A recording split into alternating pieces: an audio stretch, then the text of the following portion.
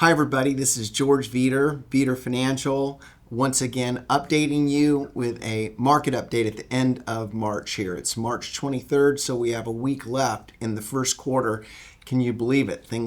Time goes by faster and faster. As they tell you when you're young, it does, but it seems that that's my reality as well as probably everybody's reality. I want to update you. We're in a period of time where there's a lot in the news that can be concerning to people. We have this war that rages on between the United States and Iran, a preemptive war to eliminate the terrorism threat that part of the world poses.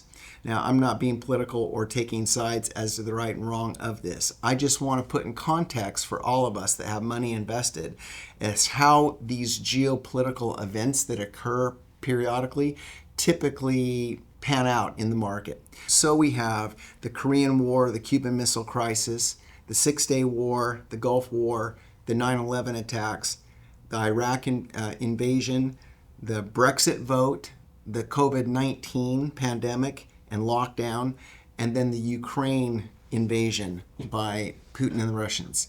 So of those geopolitical events, 12 months later, the average return of the S&P is 14% higher.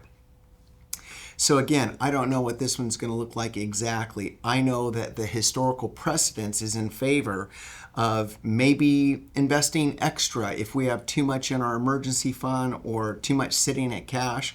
This would probably be a wonderful time, history tells us, whenever there's been a downward pressure to the market to invest. And then as the world rights itself and we focus once again on the fundamentals of the economy, which would be consumer spending, inflation metrics, obviously corporate profits, which we're going to have another quarter of starting in April for the first quarter to focus our attention on.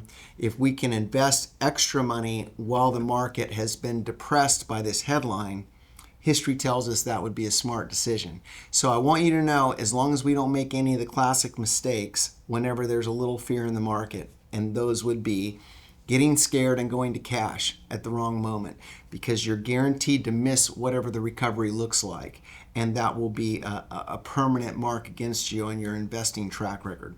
The other thing would be to concentrate your investments on and not diversify. Feel like you know something that nobody else knows as far as what's going to do the best coming out of this temporary crisis in the market.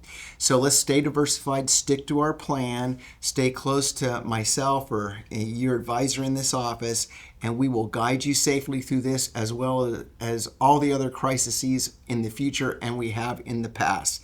And we'll get through this to our goals. So once again, welcome to the end of the first quarter. And if you have any questions as a follow-up to this material, please call me.